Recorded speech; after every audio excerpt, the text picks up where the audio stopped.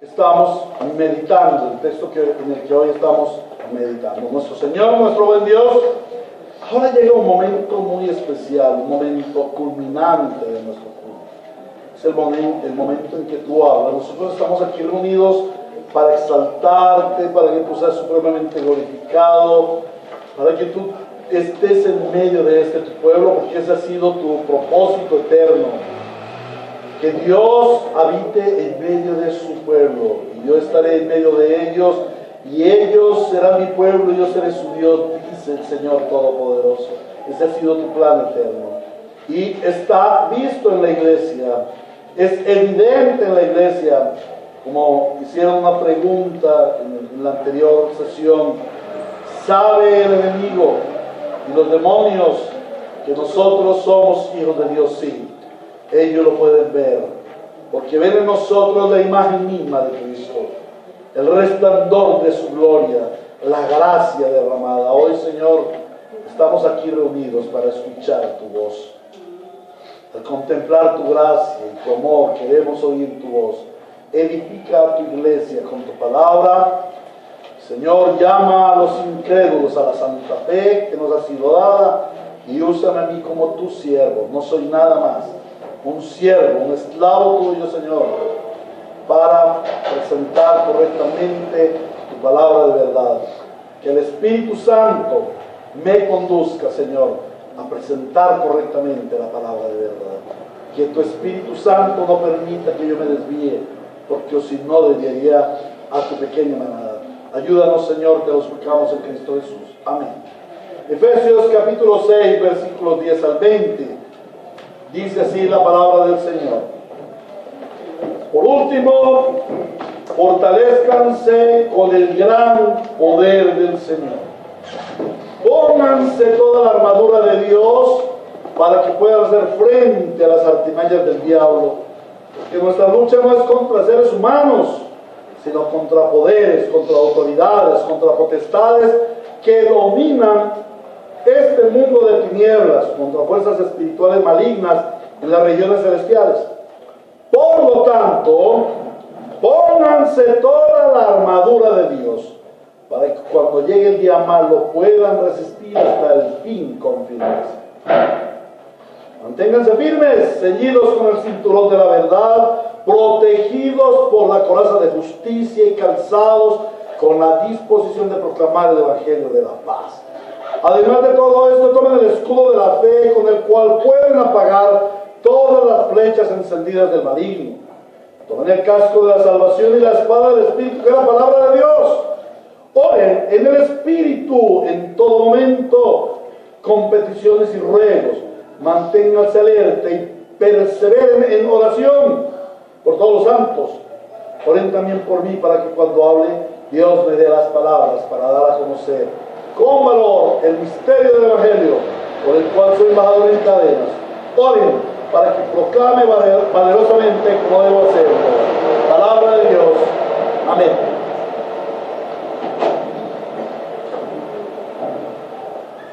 Una de las funciones más importantes de la palabra de Dios es la de preparar, entrenar, capacitar, apertrechar, o sea, darle pertrechos, darle armas poderosas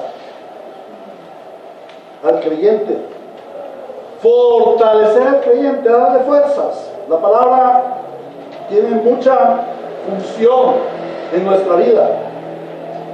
El Señor quiere que esa palabra que Él nos da nos fortalezca para que caminemos en victoria nuestro camino hacia la vida eterna. Y no solamente para que caminemos en victoria, sino también para que lleguemos a la meta. La palabra es el instrumento que nos fortalece. Somos fortalecidos cuando el Señor habla a nuestros corazones. Y somos guiados. Hermanos, yo tengo que ser sincero. Algunos dirán, mire qué tan bueno ser pastor, porque bueno, el pastor como que no le pasa nada, el Señor lo cuida, el Señor lo tiene tan bendecido. Sí, hermanos, es cierto, somos muy bendecidos. Pero como pastor, como ser humano, yo sufro las mismas luchas que sufren ustedes. Tengo las mismas tentaciones que tienen ustedes. Tengo las mismas inquietudes que tienen ustedes. Pero cuando estoy en debilidad espiritual, cuando siento que desfallezco, allí está la palabra del Señor.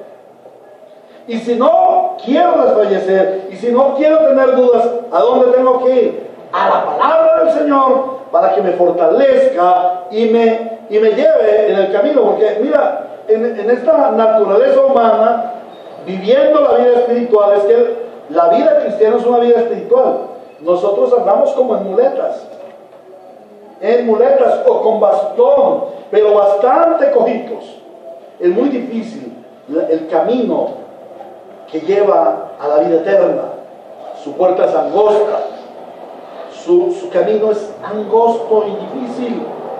Por eso necesitamos a diario ser fortalecidos por la palabra del Señor. Al leer este mensaje, y ya como lo vimos en la primera parte, muchas personas, muchas iglesias han ejercido prácticas equivocadas de este pasaje por su mala interpretación. Para entender lo que Dios nos dice en este pasaje, no podemos desligarlo de su contexto. En primer lugar, la primera enseñanza que vimos esta mañana fue una enseñanza que desenmascaró la falsedad de doctrinas de demonios que están engañando a las personas, haciéndoles vivir o crear una lucha espiritual que no existe en la Biblia. Pero la Biblia sí nos habla de una guerra espiritual. La palabra de Dios sí nos dice que nosotros estamos en una contienda espiritual. De hecho, en la escuela dominical, durante este mes de febrero, estaremos viendo la batalla espiritual respecto de la santidad. Entonces este tema continuará no solamente hoy, sino en los próximos domingos en la escuela dominical y también en los días completos del Señor. ¿Por qué? Porque hay muchas falacias, hay muchas mentiras respecto de la interpretación de la Biblia en cuanto a lo que son los demonios, la guerra espiritual, el diablo, sus huestes espirituales. Para entender lo que el Señor nos dice en este pasaje, vamos a ligarlo a su contexto. La armadura de Dios, como se titula este texto, pertenece a la carta de los Efesios. No es un texto independiente, desligadito de los demás, y no lo podemos estudiar separado. Toda la carta de los Efesios es una exaltación al Señor Jesucristo. Los teólogos que han estudiado este texto concuerdan en decir: la carta a los Efesios es una exaltación al Señor Jesucristo. Y lo podemos ver desde el primer capítulo, en donde en donde vemos al apóstol Pablo en una cárcel. El apóstol Pablo estaba preso, y no estaba preso porque robó o porque mintió, no, él estaba preso por el evangelio, por ese evangelio que el Señor lo llevó a predicar. Y el Señor mismo se lo dijo: yo le haré ver cuánto hay que sufrir por el evangelio. No es un camino fácil. Entonces el apóstol Pablo estaba allí en la cárcel. Imagínense cómo está uno en una cárcel. Hoy en día las cárceles son hasta fáciles, hay muchas facilidades en las cárceles, pero en esa época no. Una cárcel era terrible. Muchas veces los presos estaban en cepos que no se podían mover, amarrados a las paredes. No sé si ustedes lo hayan visto en las películas, pero así era. Torturados. Pero ¿saben una cosa? En medio de semejante situación, a nosotros hoy en día si nos llegan a echar a la cárcel, ¿y por qué a mí? Ay, es que yo como sufro, es como me toca de duro, echaron a la cárcel. ¿Saben qué hizo el apóstol Pablo? Levantó sus manos al cielo y dijo: alabado sea el Señor y Padre de nuestro Señor Jesucristo. Alabado sea. Pablo, ¿estás loco? ¿Cómo vas a alabar a ese Señor Jesucristo por quien te tiene preso en la cárcel? Es que Él me dio la salvación y no me importa. No me importa lo que me sucede en esta carne, porque la esperanza que yo tengo en Cristo Jesús es muy superior. Por eso yo alabo, le adoro, no ceso de orar a Él y no ceso de darle gracias a Dios por ustedes. Y me regocijo en el Señor. Y mi gozo está en el Señor. Entonces, esta carta es una carta de alabanza al Señor. Además de eso, también es una carta dirigida a la iglesia. Es una carta que da un manual como de funciones de quién es la iglesia. Es un manual expositivo acerca de la iglesia. Y respecto a esto, la carta se divide en dos partes. La primera parte de la carta, de los capítulos 1 al 3 completo, otras dicen que va hasta el 4.12 o 4.17, contiene la doctrina de la iglesia.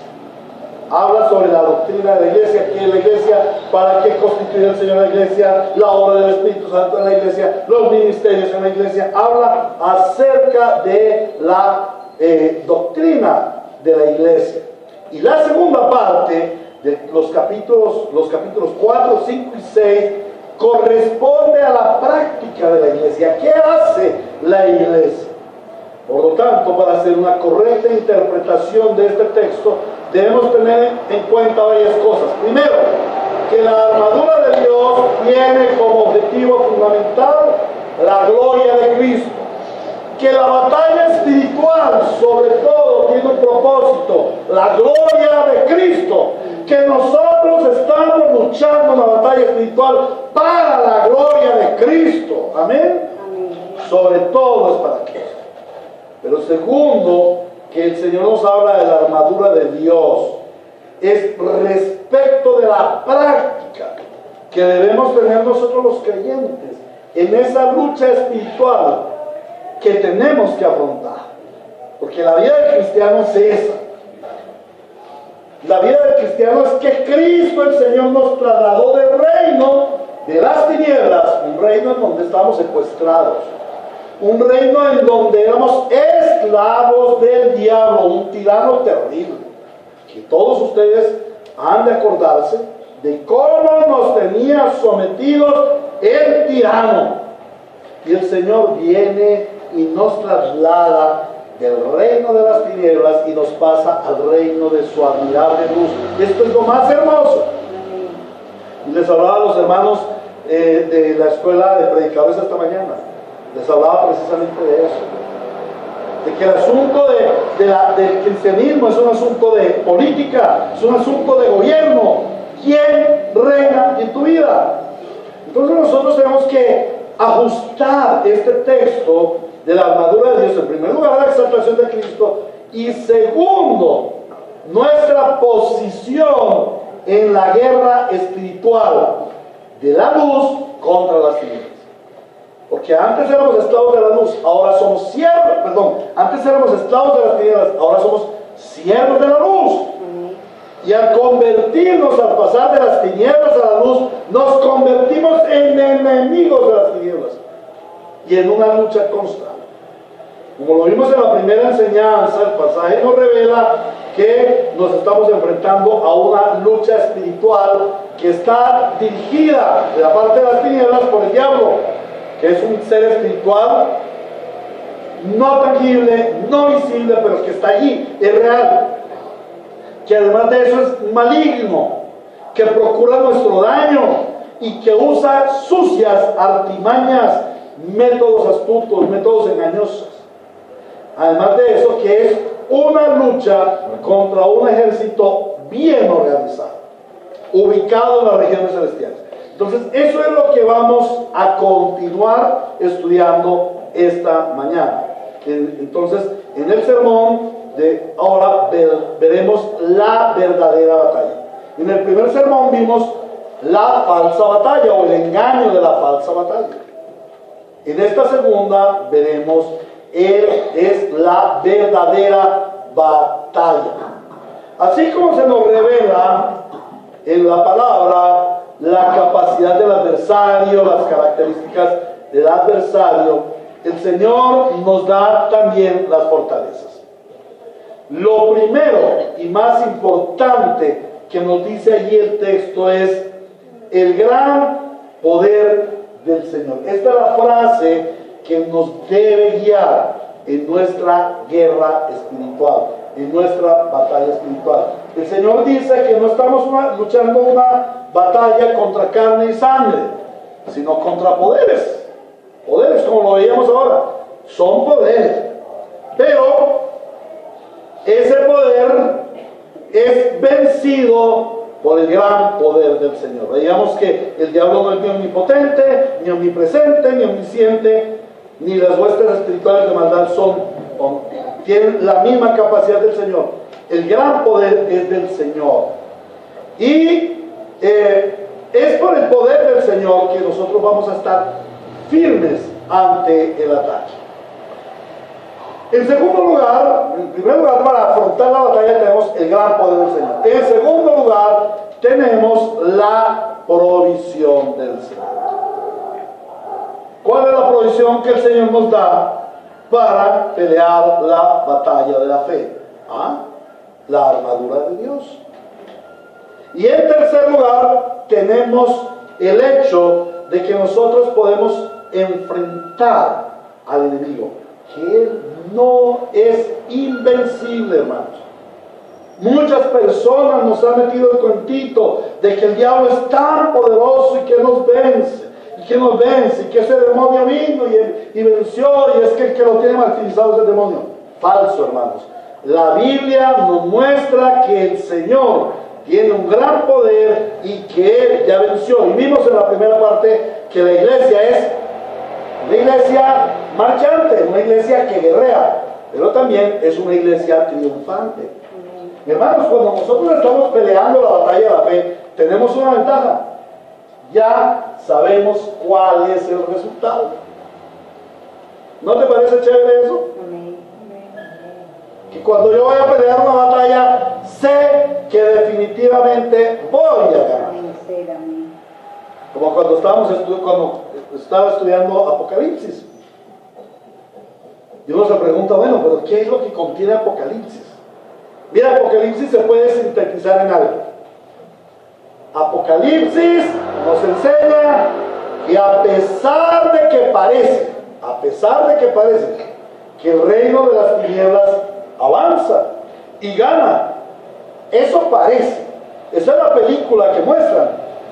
La realidad es que es la iglesia y el reino de Dios quien obtiene la victoria. Que tenemos un gran vencedor que es Cristo el Señor.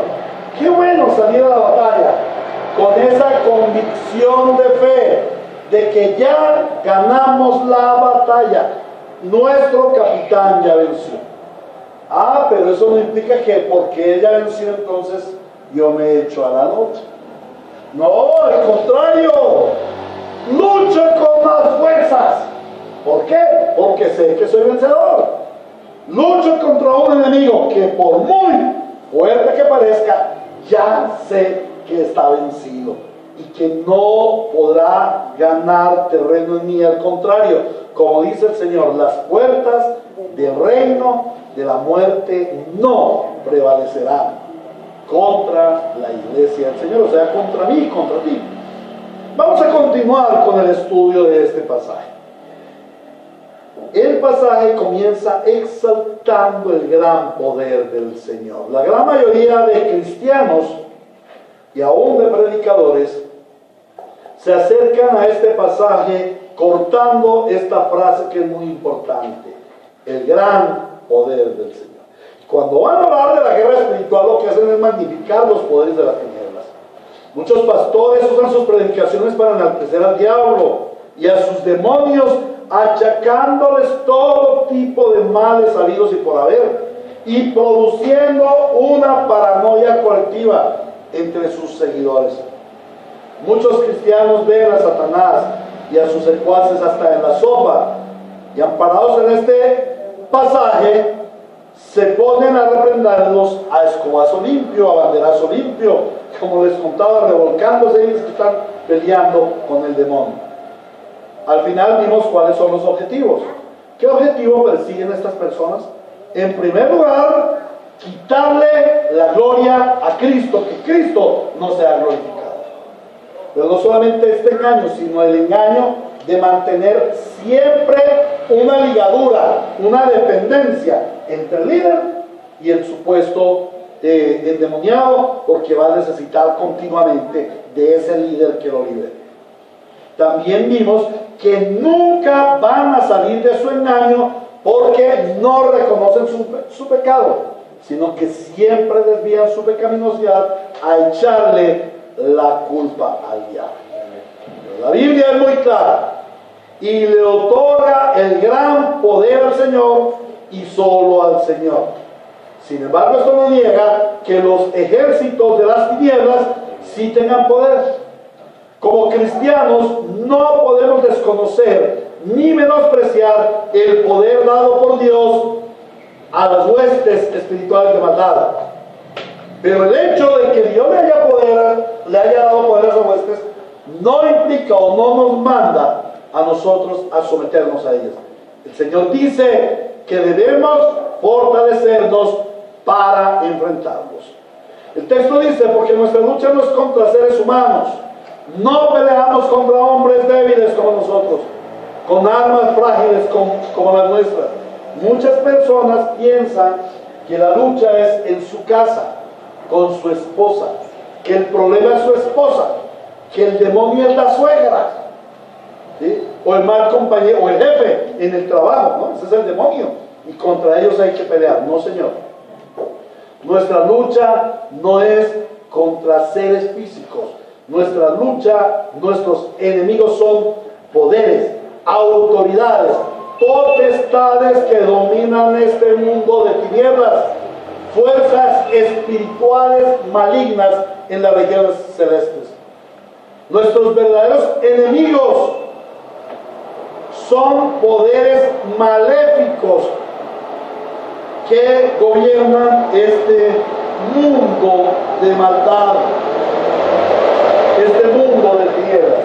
Entonces tenemos que mirar cómo es el mundo en que nosotros vivimos.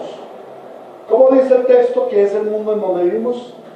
Un mundo de tinieblas, un mundo de maldad. ¿Y qué dice la Biblia que somos nosotros los creyentes? Si lo mirábamos ahora ante la pregunta que hizo Laurita. Somos luz, somos de la luz. O sea que por donde nosotros vamos iluminando las tinieblas, y la luz ilumina la grave, la terrible maldad que hay en el mundo. Y dice el texto, dice, porque nuestra lucha no es contra seres humanos, sino contra poderes, contra autoridades que dominan este mundo de tinieblas, contra fuerzas espirituales malignas en las regiones celestiales. El Señor nos revela allí que hay una organización en el ejército enemigo. Y es un problema que a veces tenemos en la iglesia. Nosotros como creyentes no tenemos organización, no tenemos orden. Y a la vista está en cuántos hermanos no vinieron hoy a la iglesia. ¿Por qué no? Porque no hay orden en sus vidas. No tienen su vida ordenada o debidamente organizada para someterla al reino de la luz. No están absolutamente bajo el gobierno del reino de la luz. Cuando tú pienses no venir a la iglesia, cuando tú piensas perderte la predicación de la iglesia, no asistir al culto, no venir a la oración, hermano, piensa que tú le estás, en tu desorden, le estás abriendo una gran puerta al enemigo para que venga a destruirte, para que venga a atacarte. Los poderes espirituales en las regiones celestiales están organizados, son una organización. Ahora, ¿qué sucede cuando tú encuentras un ejército organizado? y se confronta a un ejército en desorden. Terrible. ¿Por qué se pierden? ¿Por qué los ejércitos pierden sus guerras? Porque no están debidamente organizados.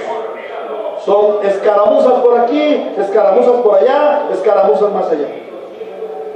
Infortunadamente, un problema de la iglesia es que no está organizado, no está ordenado. Nuestro enemigo está organizado. Ellos tienen un trabajo ordenado. Ahora, el Señor nos da cómo es que este ejército está organizado. Hay 4 niveles.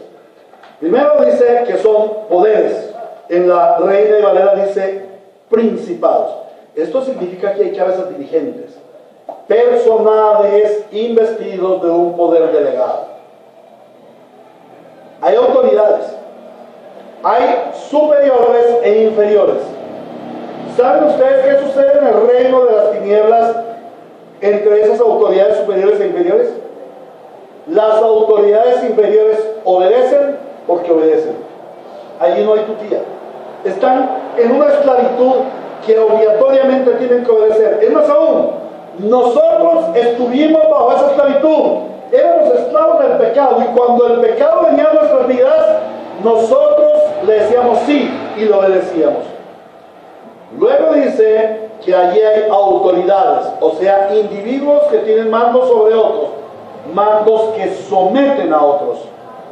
Es un asunto de sometimiento, de opresión. También hay potestades o gobernadores. Estos son delegados sobre regiones o misiones específicas y se encargan de la ejecución de los planes del maligno.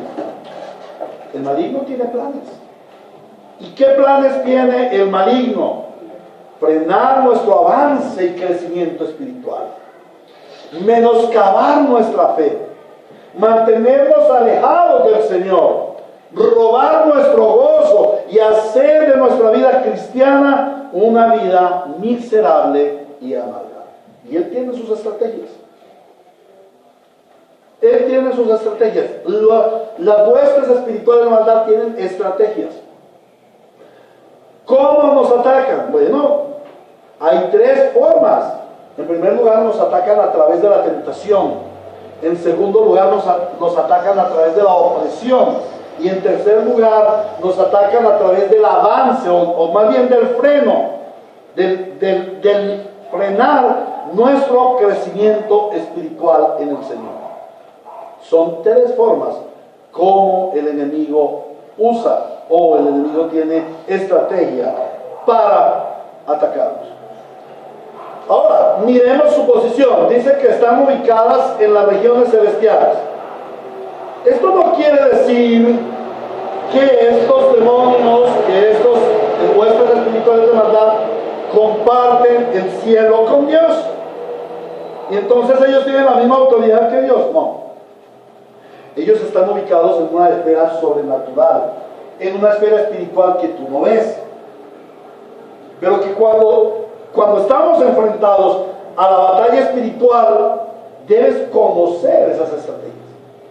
Por ejemplo, tú no ves cuando tú te levantas y lees y empiezas, sabes que debes ir a la palabra, sabes que debes orar, pero por un boom se atraviesa algo, o sea que no solo el despertador, entonces te despertaste media hora. Entonces, claro, si te despertaste media hora después, ¿qué es lo que hay que cortar de tu día?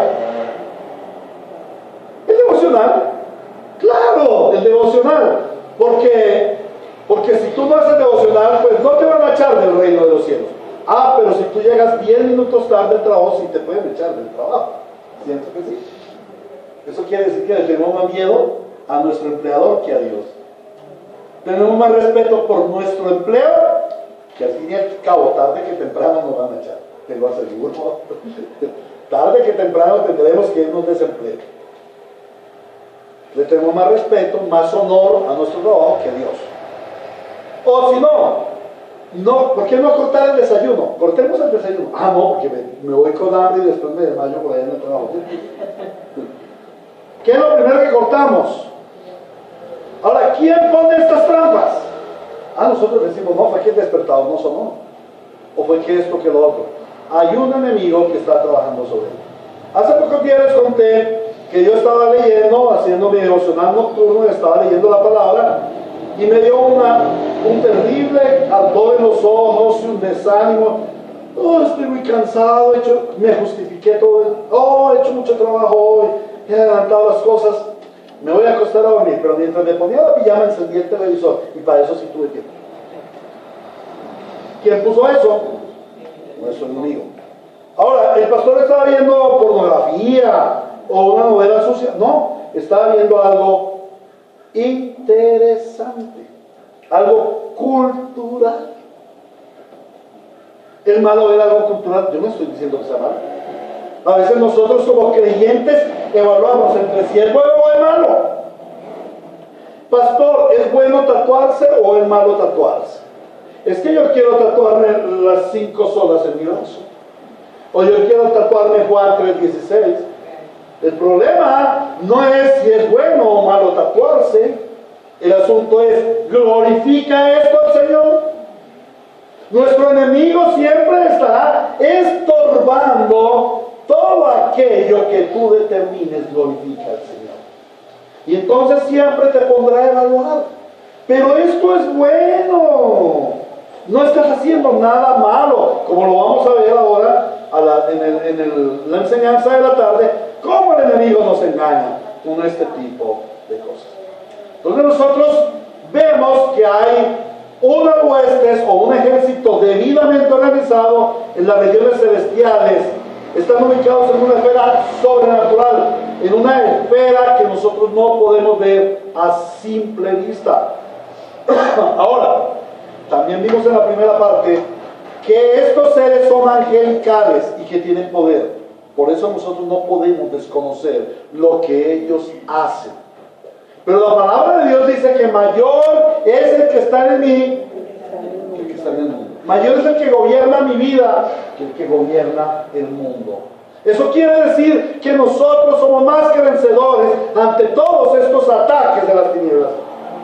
Simplemente que debemos tomar nuestra armadura, la que el Señor nos ha dado. El hecho de que estas potestades estén en las regiones celestiales significa que nuestra lucha es celestial. Aquí lo que el Señor dice es, ustedes están librando una guerra celestial. ¿Cuál es el botín? ¿Cuál es el botín en esta guerra? El cielo, hermanos. Es el cielo. No estamos luchando por pequeñeces de este mundo. Hay gente que hace guerra espiritual y le arrebato al diablo esa casa, y le arrebato al enemigo el carro, y le arrebato al enemigo esto y lo otro, porque su vida está centrada en todo lo material. Pero la palabra de Dios dice que estas huestes están en las regiones celestiales. O sea, ellos están ahí impidiéndonos el cielo, no la entrada al cielo, hermanos. O sea, ella no nos la puede impedir. Definitivamente todo el que cree en el Señor Jesucristo es salvado, va para el cielo. Pero nos estorba el cielo en la tierra, nos estorba vivir en lo celestial. Es que nosotros ya no estamos para vivir en lo natural, nosotros fuimos salvados para vivir en lo celestial. No es una lucha por pequeñeces de este mundo, luchamos por la grandeza del cielo. Nuestra fe apunta al cielo, pero nuestro enemigo nos estorba el cielo. Y una característica es que estos poderes dominan el mundo de tinieblas. O sea que han sido delegados para esclavizar a los hombres en el pecado, en las tinieblas. Que los creyentes seamos esclavizados en las tinieblas. Quiere usarnos como marionetas. Como les decía ahora rato, que gente imagina que el diablo tiene cachos y cola, y tridente, y huele a azufre. Si así fuera, nadie se le arrimaría al diablo. Nadie. Porque yo veo a alguien con esas características y yo le saco el bulto, hermanos. Yo me abro y digo, no, ahí viene el diablo. Pero el diablo viene disfrazado de ángel de luz. La palabra es clara al decirnos que estos poderes dominan el mundo de tinieblas. No están en una batalla campal en el reino celestial de Dios. Están luchando contra el Señor y están buscando derrotarle. No, esto no sucede. Ellos no están en una lucha espiritual contra Dios. Ellos ya saben que fueron derrotados. Ellos están vencidos. Entonces, ¿qué es lo que el enemigo quiere hacer? El enemigo nos tiene un gran odio a los creyentes porque fuimos escogidos de Dios. Y él era uno que estaba en el lugar de Dios. Por eso nos tiene terrible envidia. Ahora nosotros tenemos gran privilegio y él fue expulsado de ese privilegio. Luego dice vamos a ir al versículo 12, porque nuestra lucha no es contra seres humanos, sino contra poderes, contra autoridades, contra potestades que dominan este mundo de tinieblas. O sea que su poder es limitado. Su poder es limitado. Ellos gobiernan ¿en dónde? ¿Dicen dónde? En este mundo de tinieblas. ¿Y el creyente a dónde pertenece? A la luz. A la luz. Esto quiere decir que mientras el creyente esté en la luz, las tinieblas no pueden ejercer dominio sobre él. ¿Cuándo es que las tinieblas vienen a operar sobre los hijos de luz? Cuando los cristianos no andamos en la luz. Cuando el creyente no anda en luz, se hace presa fácil de las tinieblas. Efesios 5:8 nos dice, Efesios 5:8, para los que están anotando, porque ustedes antes eran oscuridad, pero ahora son luz en el Señor. Entonces, si ustedes son luz en el Señor, pues vivan como hijos de luz. Amén. Pero muchos creyentes viven como hijos de la oscuridad. Qué terrible eso. Qué terrible. Primera de Juan, capítulo 1, versículos 5 y 6. Este es el mensaje que hemos oído de Él y que les anunciamos. Dios es luz y en Él no hay ninguna oscuridad, no hay tinieblas. Si afirmamos que tenemos comunión con Él, pero vivimos en la oscuridad, ¿qué sucede? Mentimos y no ponemos en práctica la verdad. Romanos 13, del 12 al 14. Dice así el Señor: la noche está muy avanzada y ya se acerca el día. Por eso, dejemos a un lado las obras de la oscuridad y pongámonos la armadura de luz. Mira, la armadura de Dios no está solamente en Efesios 6. Aquí en Romanos también nos habla de la armadura de la luz.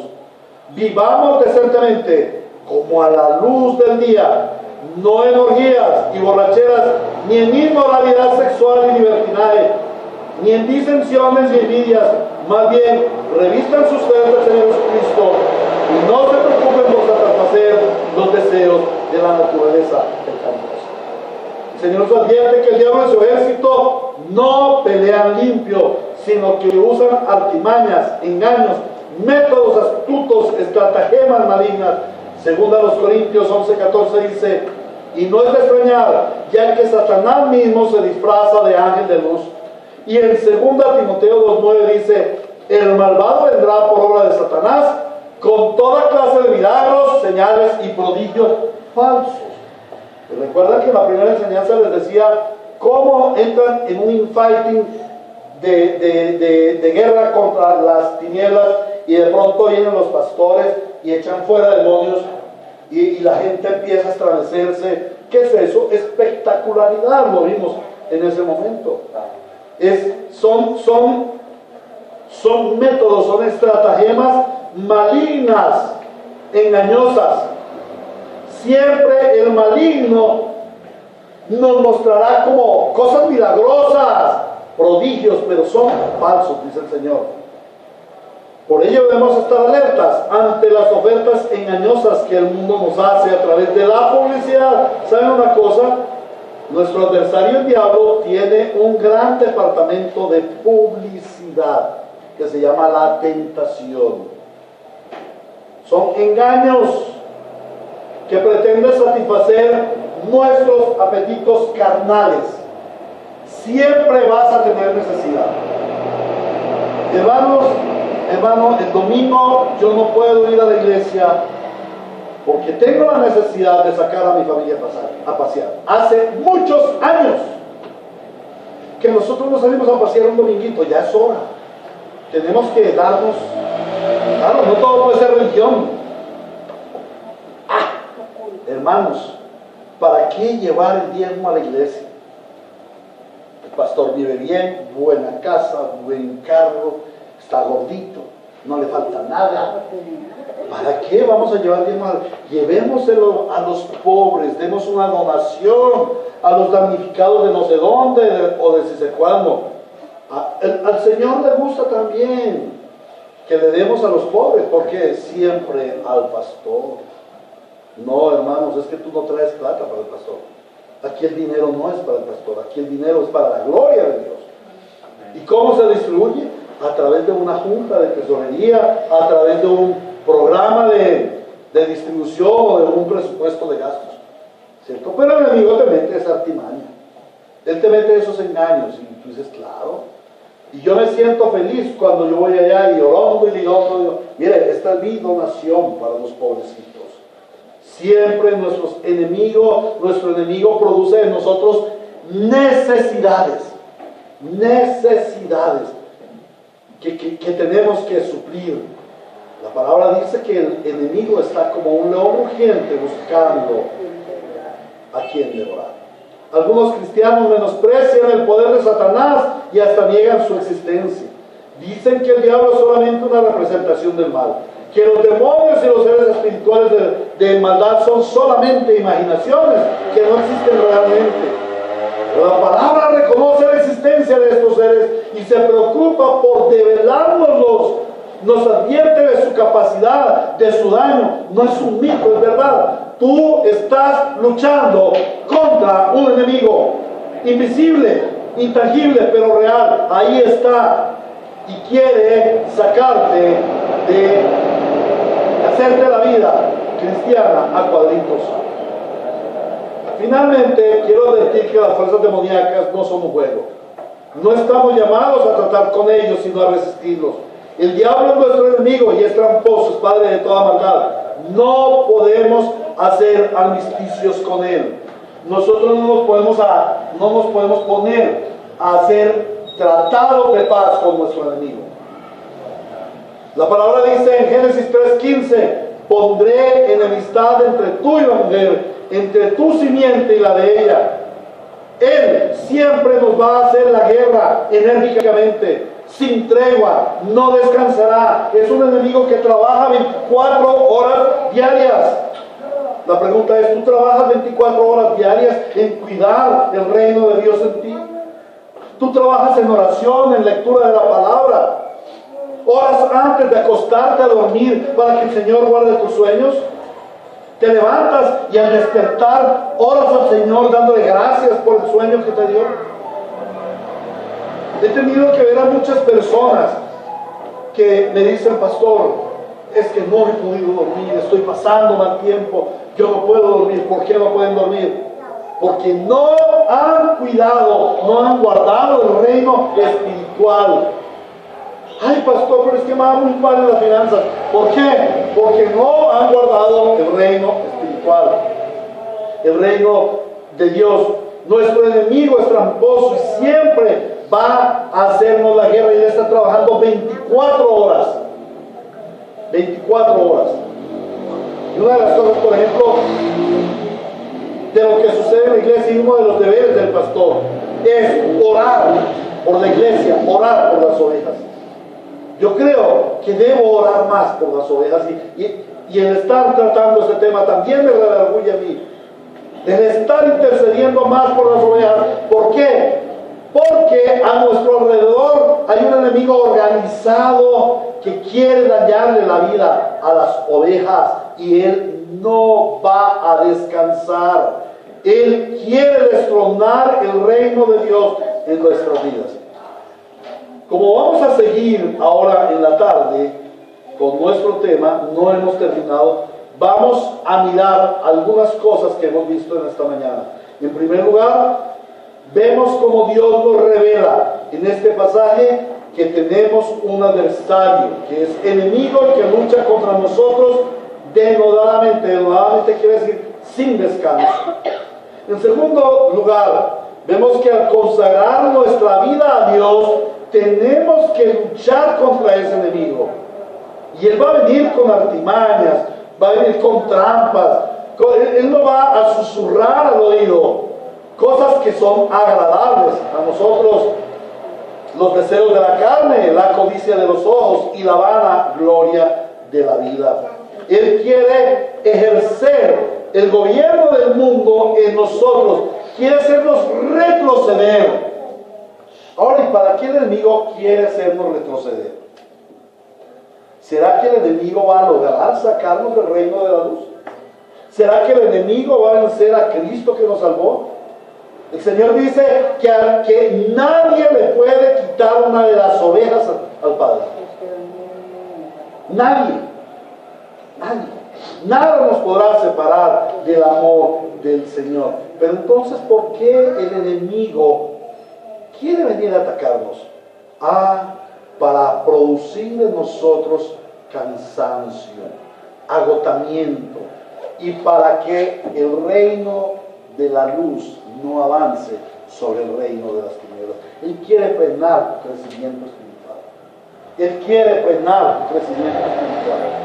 Y esa es una de las más importantes razones por las cuales debemos luchar. El Señor dice, el reino de las tinieblas no prevalecerá contra la iglesia. El reino de la muerte no prevalecerá contra la iglesia. El Señor nos llamó a ser gente que avanza, cristianos que avanzamos el reino de Dios en nuestra vida, en la iglesia, en la sociedad.